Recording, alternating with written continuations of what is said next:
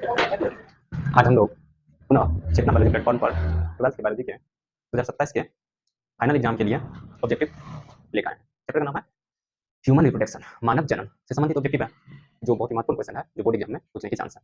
ठीक है, आपके लिए हम आपको 4 ऑब्जेक्टिव आज लेकर आए हैं। ठीक है, लेकिन क्लास शुरू होने से पहले हम आपको एक बात बोलेंगे कि कुछ शायर के इस मोटिवेशनल है हमारे बच्चे के स्टूडेंट के लिए कहा कि अंधेरों से मत डर, अंधेरों से मत डर, खुद अपना दीपक बन। इसका मतलब क्या हुआ कि तुम्हारे सामने जो बहुत सारे पढ़ने के सामने परेशानी आ रहा है उसे तुम मत डरो।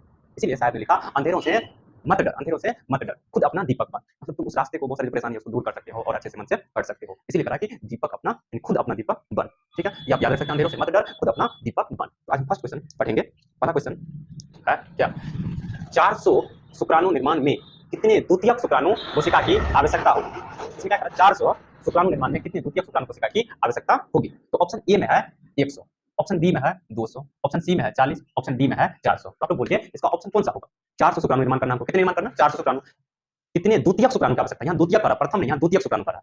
कौन करा? द्वितीयक। तो द्वितीयक शुक्राणु का आपको याद होना चाहिए कि हम आपको बताएं कि अगर एक शुक्राणु है या एक शुक्रजनन कोशिका है तो उसमें अष्टोत्तरी विभाजन होता है, 1 से 4 बनता है। लेकिन प्रथम शुक्राणु होता है, प्रथम शुक्राणु होता है, द्वितीयक शुक्राणु, तो यहाँ द्वितीयक शुक्राणु है तो 1 से यहाँ 2 बनेगा। 1 से कितना बनेगा? 2 बनेगा। तो हमको 400 बनाना है शुक्राणु। तो इसका मतलब क्या हुआ, 100 से 400 तो बनेगा नहीं, 100 से 2 बनेगा, 2 से कितना बनेगा? 400। इसलिए इसका जो आंसर होगा वो बी नंबर होगा। इसका आंसर क्या होगा? बी नंबर होगा। क्या ये बात समझ में आ गई आप लोगों को? इसका आंसर कौन सा होगा? बी नंबर होगा।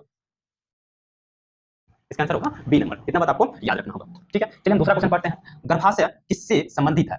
क्वेश्चन पूछ रहा है कि गर्भाशय किससे संबंधित है। इसका मतलब क्या हुआ कि ये जो 4 ऑप्शन है इसमें से कौन सा अंग है जो गर्भाशय का पार्ट होगा, यही पूछ रहा। तो पहला ऑप्शन जो है वह है नर जनन तंत्र। पहला ऑप्शन क्या है? नर जनन तंत्र। पहला ऑप्शन क्या है? नर जनन तंत्र। तो क्या नर जनन तंत्र गर्भाशय का भाग हो सकता है? नर जनन तंत्र हम लोग जानते हैं कि अलग होता है, ठीक है, स्त्री से। स्त्री जनन तंत्र। दूसरा क्या है? ऑप्शन बी में स्त्री जनन तंत्र। क्या ये होगा? सोचिए। उसके बाद तीसरा क्या है? पादप जनन तंत्र। सी ऑप्शन में क्या है? पादप जनन तंत्र। उसके बाद डी में क्या दिया? इनमें से सभी। डी वाला ऑप्शन कह रहा है कि ये तीनों हो सकता है। क्या ऐसा संभव है? तो आपको याद होना चाहिए जो गर्भाशय वाला भाग है वह स्त्री का भाग है, स्त्री जनन तंत्र से। किससे? स्त्री जनन तंत्र से। तो इसका ऑप्शन होगा, आंसर क्या होगा? B number. हमको पूछ रहा है गर्भाशय किससे संबंधित है? नर जनन तंत्र नहीं होगा, स्त्री जनन तंत्र होगा। यानी कि इसका आंसर क्या होगा? स्त्री जनन तंत्र। आप जानते हैं कि जो खास करके नर जनन तंत्र होते हैं, कौन सा? नर जनन तंत्र होता है। तो हम लोग उसमें क्या क्या जानते हैं कि उसमें नर जनन तंत्र में हम लोग जानते हैं कि वृषण होता है। क्या होता है? वृषण होता है। ये जो वृषण होता है वह वृषण कोष में होता है। इसमें होता है वृषण कोष में। हम लोग ये भी जानते हैं कि वृषण की संख्या 2 होता है, वृषण कोष की संख्या 1 होता है। अब उसके बाद भी हम लोग जानते हैं कि इसमें अधिवृषण होता है। क्या होता है? अधिवृषण होता है, ये होता है। उसके बाद अगर और आगे जाए हम लोग जानते हैं कि सीसन होता है। क्या होता है? सीसन होता है, शुक्राशय होता है, सीसन होता है, शुक्राशय होता है, यूरेथ्रा होता है। तो ये सब पार्ट है किसका? नर जनन तंत्र का। किसका पार्ट है? नर जनन तंत्र का। अगर हम स्त्री जनन तंत्र का बात करें, किसका बात करें? स्त्री जनन तंत्र की बात करें तो हम लोग जानते हैं कि उसके गर्भाशय होते हैं, स्तन ग्रंथि होते हैं, अंडाशय होते हैं। तो ये स्त्री जनन पत्र या स्त्री जनन तंत्र के भाग है। उसमें गर्भाशय में आ गया। हमको यही तो पूछा था गर्भाशय किससे संबंधित, इसलिए होगा स्त्री जनन तंत्र से। स्त्री जनन तंत्र से। क्या समझ गया? पादप जनन तंत्र। पादप जनन तंत्र में तो होगा ही नहीं ऐसा गर्भाशय वाले भाग। क्या इतना समझ में आ गया? अब तीसरा क्वेश्चन है मनुष्य में अपरा निर्माण होता है।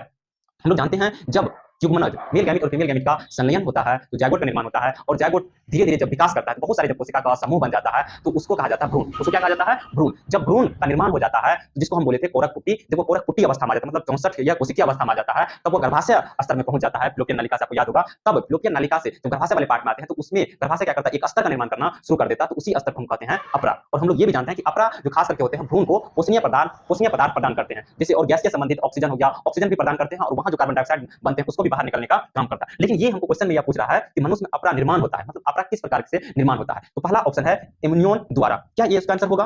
आप लोग सोचिए। ऑप्शन बी में है एलेंट्वेस द्वारा। क्या ऑप्शन बी होगा? ऑप्शन सी है कोरियन द्वारा। क्या ऑप्शन सी होगा? ऑप्शन डी है कोरियन तथा एलेंट्वेस। तो इसका जो खास करके मनुष्य में अपरा निर्माण होता है वह निर्माण होता है कोरियन द्वारा। किसके द्वारा? कोरियन द्वारा। तो इसका 3 नंबर का आंसर होगा सी ऑप्शन होगा। कौन सा ऑप्शन होगा? सी ऑप्शन होगा। मनुष्य में अपरा निर्माण होता है किसके द्वारा? कोरियन द्वारा। याद रखिएगा, इसका सी ऑप्शन होगा। अब देखिए चौथा क्वेश्चन पढ़ते हैं। यौवनारंभ के समय प्रथम आर्तव चक्र कहलाता है। इसका मतलब क्या हुआ?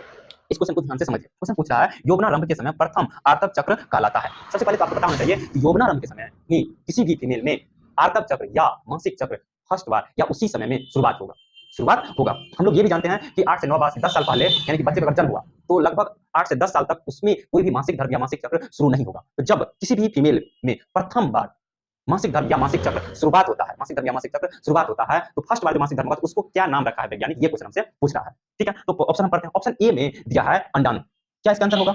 यौवनारंभ समय के प्रथम आर्तक चक्र यानी प्रथम मासिक धर्म चक्र का नाम पूछ रहा है। क्या पूछ रहा है? अंडाणु नाम है? नहीं, हम लोग जानते हैं अंडाणु क्या होता है। ऑप्शन डी में है शुक्राणु। क्या शुक्राणु होगा? हम लोग शुक्राणु के बारे में भी जानते हैं। यहाँ ऑप्शन सी में है रजोदर्शन और ऑप्शन डी में है आर्तव। तो आप लोग बताइए, सोचिए थोड़ा सा एक मिनट के लिए, क्या इसका ऑप्शन होगा? इसका कौन सा आंसर होगा? इसका आंसर होगा ऑप्शन नंबर सी। आपको पता है रजोदर्शन। रजोदर्शन जब प्रथम बार किसी भी स्त्री में मासिक धर्म या आर्तक चक्र होता है तो उसको कहा जाता है रजोदर्शन। क्या कहा जाता है? रजोदर्शन। आप लोग ये याद रखिएगा। यौवनारंभ के इसमें प्रथम आर्तक चक्र क्या कहलाता है? रजोदर्शन। क्या कहलाता है? रजोदर्शन। आपको याद होना चाहिए, तो हम आपको पढ़ाएं। अब याद कीजिए